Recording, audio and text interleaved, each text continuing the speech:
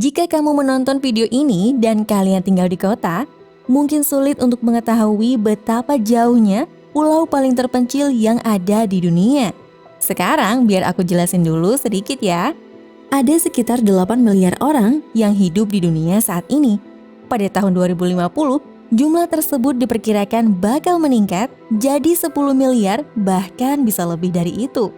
Jumlah ini tentunya sangatlah besar. Apakah orang-orang ini mendiami seluruh bagian wilayah di bumi? Oke, kita ambil contoh ya. Di negara seperti Amerika Serikat, konsentrasi penduduk yang ada di kota jauh lebih tinggi, hampir sekitar 83%. Sementara di Belanda, jumlahnya bisa mencapai hingga 92% dari seluruh populasi penduduknya. Karena itulah, meskipun ada sekitar 8 miliar penduduk di seluruh dunia, tapi sebagian besar wilayah bumi masih terlihat kosong. Lalu bagaimana jika kita terdampar di sini, di pulau kosong paling terpencil di dunia?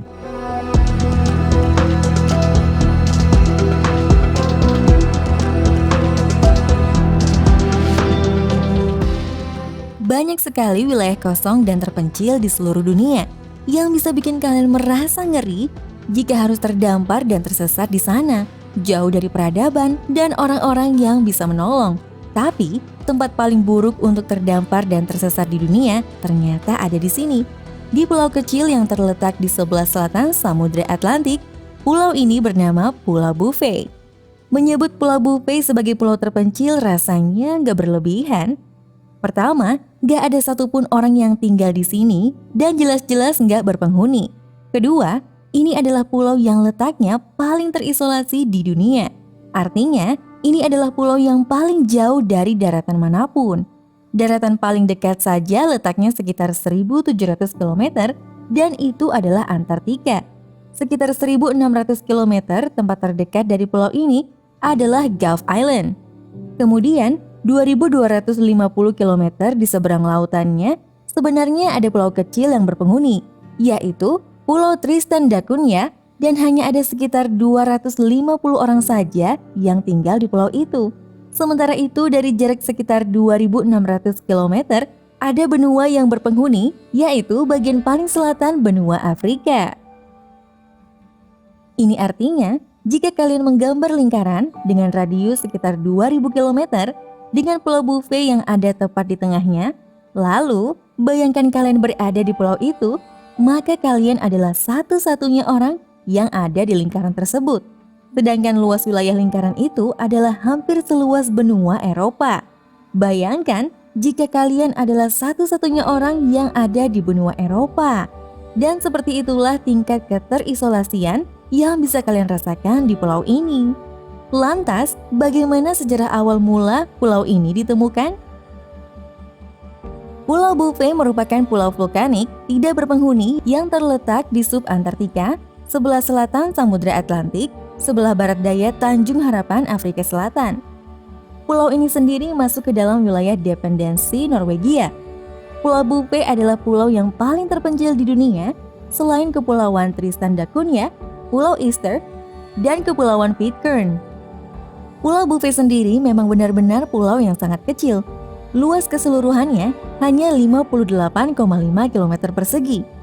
93% wilayah Pulau Bouvet diselimuti gletser yang tebal dan temperaturnya sepanjang tahun adalah -1 derajat Celcius. Ini adalah pulau terpencil, kosong, terisolasi, dan membeku di antah berantah yang untuk beberapa alasan menjadi milik Norwegia. Dalam catatan sejarah, Komander Prancis Jean-Baptiste Charles Bouvet de Lozi yang menemukan pulau ini pada 1 Januari 1739. Nama Bouvet pun kemudian diabadikan sebagai nama pulau terpencil tidak berpenghuni ini.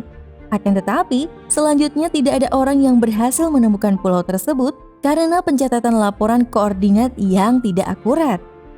Kemudian hingga tahun 1808, James Lindsay, pemburu paus dari Inggris menemukannya dan menamai pulau tersebut dengan Lindsay Island. Kemudian di tahun 1825, saat sekelompok pelaut dari Inggris mendarat dan mengklaim jika pulau itu menjadi milik Britania Raya, dan pulau tersebut dinamai Liverpool Island ketika pemburu paus bernama Captain Norris menemukannya. Tapi setelah mereka meninggalkan pulau tersebut, gak ada orang yang berkunjung kembali ke sana selama 68 tahun lamanya.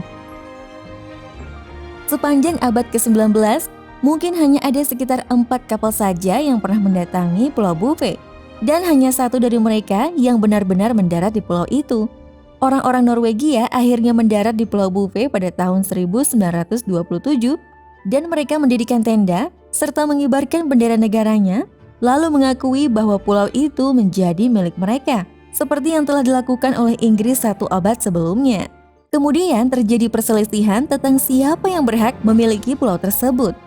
Hingga pada tahun 1930, ditetapkan bahwa Pulau Bouvet masuk ke dalam kekuasaan Norwegia. Di tahun 1971, kemudian ditetapkanlah nama Bouvet Island sebagai penghargaan pada penemuan pertama kali oleh Jean Baptiste. Di tahun 1927 juga, Inggris awalnya memperdebatkan kepemilikan Norwegia atas pulau tersebut. Tapi setelah memikirkannya lagi, mereka menganggap bahwa Bouvet hanyalah pulau yang sangat kecil yang tidak memiliki dermaga untuk berlabuh, dan gak ada sumber daya alam apapun yang bisa dimiliki. Selain itu, letaknya juga sangat jauh dari manapun. Jadi pada akhirnya Inggris mengalah dan mengizinkan Norwegia mengakuinya. Dan saat ini Pulau Bouvet menjadi satu-satunya wilayah Norwegia yang terpisah jauh dari negaranya sendiri, yang terletak sejauh kurang lebih 13.000 km dari ibu kota negaranya, Oslo. Seperti yang kalian duga, di sini memang gak pernah terjadi peristiwa apapun, karena memang letaknya sangat jauh dari daratan yang berpenghuni. Terkadang ada beberapa kapal yang melintas di perairannya, serta pesawat yang melintas di atasnya. Tapi itu pun sangat jarang sekali. Karena letaknya yang sangat jauh dari peradaban, bahkan jika ada bom nuklir jatuh di pulau ini sekalipun, kemungkinan gak akan ada orang yang mendengar ataupun mengetahuinya. Apa itu, Peterson? Aku tidak yakin. Aku mengatakan ini karena sepertinya hal tersebut memang benar-benar pernah terjadi. Di tahun 1979, satelit milik Amerika yang terbang di atas area pulau ini mendeteksi kilatan cahaya ganda di lautan dekat Pulau Bouvet yang tampak seperti kilatan dari ledakan bom nuklir. Tapi nggak ada seorang pun dalam dekade tersebut yang mengklaim telah melakukan peledakan bom nuklir di sana. Sampai hari ini, informasi mengenai adanya ledakan bom nuklir di Pulau Bouvet masih dirahasiakan oleh pemerintah Amerika. Tapi para peneliti percaya bahwa insiden peledakan bom nuklir itu dilakukan oleh Afrika Selatan dan Israel. Meskipun kedua negara tersebut tetap membantahnya sampai saat ini. Tapi untuk bisa sampai ke Pulau Bouvet saja tantangannya besar sekali. Karena pulau dan perairan sekitarnya dilindungi sebagai cagar alam oleh pemerintah Norwegia. Kalian perlu izin dari pemerintah Norwegia untuk bisa mengunjungi pulau ini. Dan izin tersebut sangat jarang sekali diberikan. Tapi anggap saja jika kalian saat ini bisa langsung melakukan teleportasi langsung ke Pulau Bouvet. Gimana caranya kalian bisa keluar dari pulau itu? Apa yang bakal kalian lakukan untuk bisa bertahan hidup? Dan apakah hal itu mungkin untuk dilakukan? Tapi yang jelas, di pulau itu nggak akan ada sinyal, apalagi wifi. Jadi ponsel kalian nggak akan bisa berfungsi di sana. Dengan temperatur minus 1 derajat Celcius, hal pertama yang harus kalian lakukan adalah mencari kehangatan. Tapi di pulau ini nggak ada pohon ataupun kayu yang bisa dibakar. Dan kalian juga pasti nggak memiliki benda yang bisa dipakai untuk menyalakan api. Jadi hal ini sangat sulit untuk dilakukan. Mungkin kalian berpikir opsi terbaik adalah membuat rakit atau perahu, lalu mendayungnya mendekati peradaban. Sayangnya, ada beberapa masalah jika kalian memilih opsi ini. Pertama, 93% pulau ini diselimuti oleh gletser, dan di bawah gletser itu sendiri terdapat gunung api yang aktif. Sementara itu, sisi-sisi pulaunya merupakan tebing es vertikal yang terjal, dan pulau ini nggak memiliki garis pantai yang bisa kalian gunakan untuk menghanyutkan perahu ataupun rakit. Jadi, meskipun kalian memiliki rakit, lalu bagaimana kalian akan melakukannya?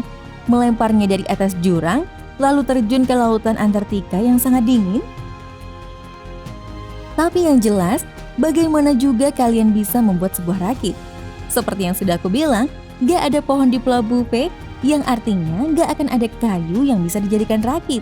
Tapi misalnya ada keajaiban yang membuat kalian menemukan rakit terdampar di pinggir pulau, lalu kemana kalian akan membawa rakit tersebut?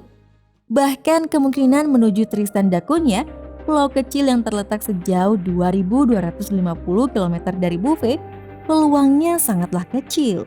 Lalu jika kalian memutuskan mendayung menuju Afrika Selatan, maka kalian harus mendayung dengan kekuatan seperti atlet dayung Olimpiade.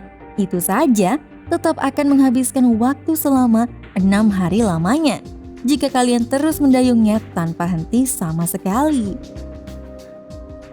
Jika nggak bisa melakukannya, maka kalian akan menghabiskan waktu berminggu-minggu, bahkan bisa sampai berbulan-bulan untuk mencapai Afrika Selatan.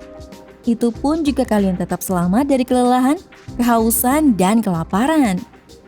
Jadi, keluar dari Pulau Buffet sepertinya adalah ide yang sangat buruk dan mungkin sangat mustahil.